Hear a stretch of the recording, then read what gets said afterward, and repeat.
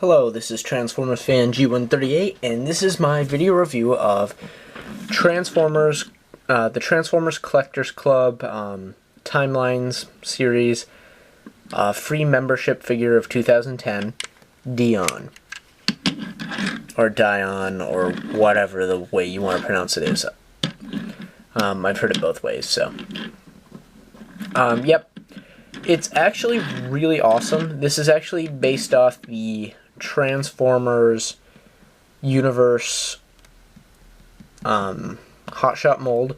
However, the slight problem with that is this is actually the Japanese version of the mold that has the missile launchers and the cutaway bumper to store the missile launchers, and I think it works so much better in robot mode because of that mod.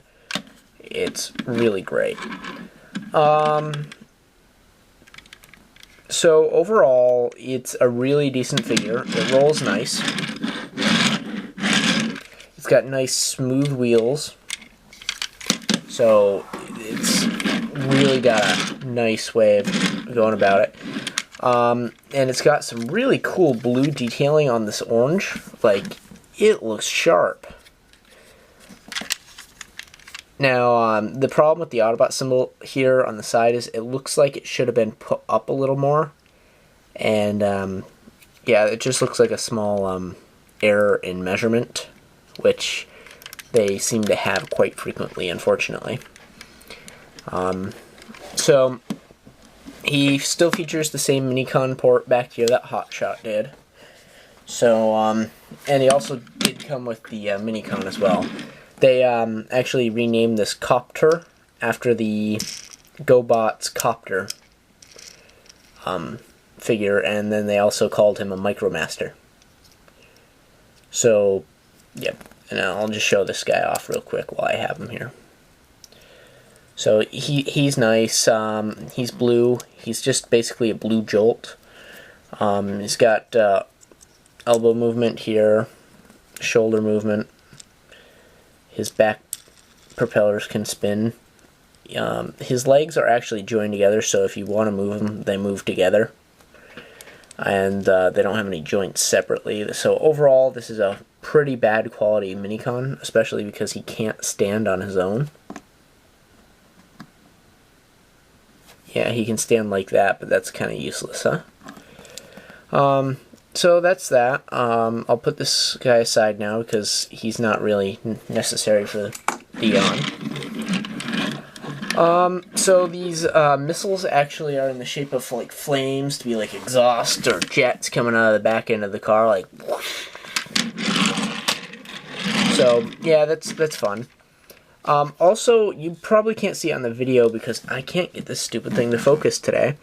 It says 85 right there in between my thumbs, and I think that's a reference to the specific episode that the year that episode was on TV. I could be wrong. Well, I'm not wrong on the episode year. It definitely came out in 85. But as far as if I'm right on if that's what it's a reference to, I'm not sure. If somebody knows, please post in the comments below. I'm very curious. So yeah, he actually looks pretty awesome in vehicle mode. He's got the exposed engine stuff, so. And you can see a little bit of a head, but with his visor down, you really can't tell it's his head, so I've claimed that. It's pretty awesome. And I like the color scheme they went with. White, orange, and blue. I think it looks really sharp. The only thing is, if you're going for a G1 version of the character, this is far from perfect.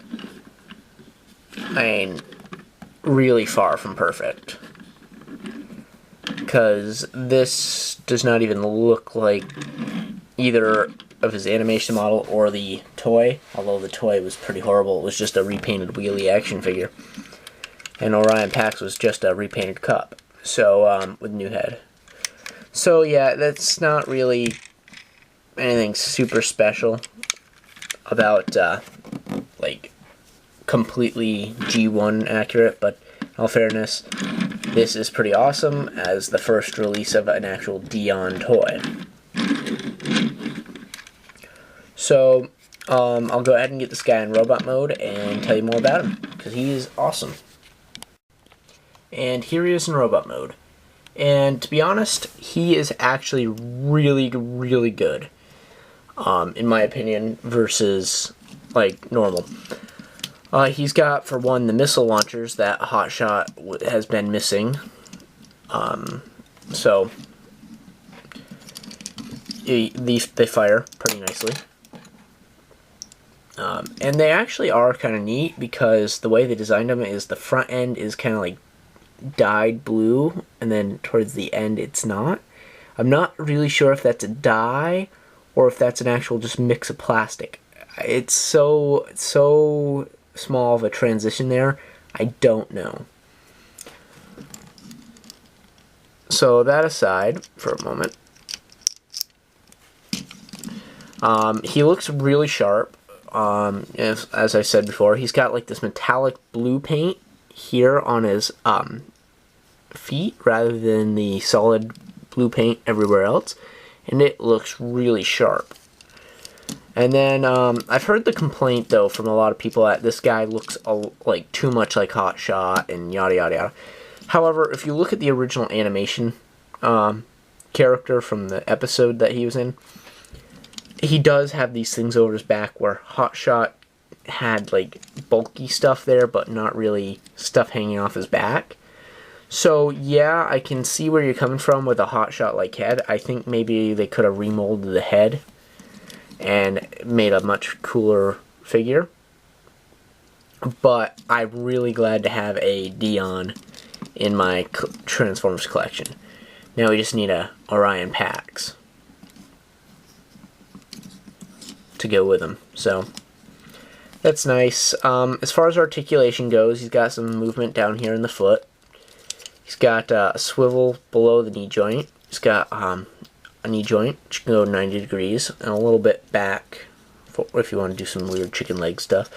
He's got a hinge here, and he's got a ratchet hinge here, and he's got a swivel there as well. He does not have a waist joint due to transformation. This whole piece clips together. And then he has motion here, which is a little bit hindered by these, which can come off and clip on here, and I'll show that after. He's got a hinge joint here, double jointed elbow, but this glass panel kind of gets in the way a little bit. He's got a swivel up in there as well. His whole hand and arm is molded together here, so that's a hindrance there a little bit, but not really because it looks sharp. So yeah, the only thing I'm not liking about this entire character, though, is the Elite Guard symbol. And I realize for the story he was Elite Guard, but I would have preferred just a generic Autobot symbol.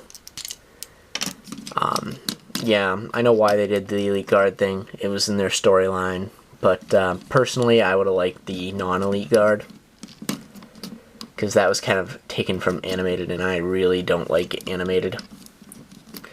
So, yeah. Cool feature that this is without the bumper cutaway there. This has a lot more range of motion. And if I grab Hotshot off the shelf here, and pop on his like boxing gloves here. Give me a second. I should have done this ahead of time.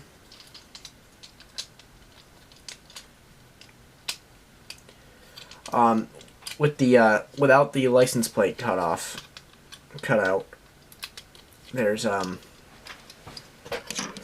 like these really rub together a lot and just get in the way. Or actually, I guess the license plate is still there. It's just the bumper and the exhaust ports that are cut out. Where on this one, it's they got a lot more room. So that's just the Japanese mold versus the Universe mold, Hasbro mold. So minor remolding there. I preferred this version, I think, in the United States. But you know, we got Dion, so that's close enough. And also helps to differentiate him from Hotshot. These backpack pieces can come off. I'm not going to pop them off because they're in there really tight. So I'm just going to use Hotshot's glove here. They can come off and plug into these slots on the arms. And you get some sort of like weird boxing glove type thing. And obviously with this part cut out on these, but they actually reference those as a tool he used when he worked at the shipyard to lift things. So I think that's kind of cool that they added that into the bio.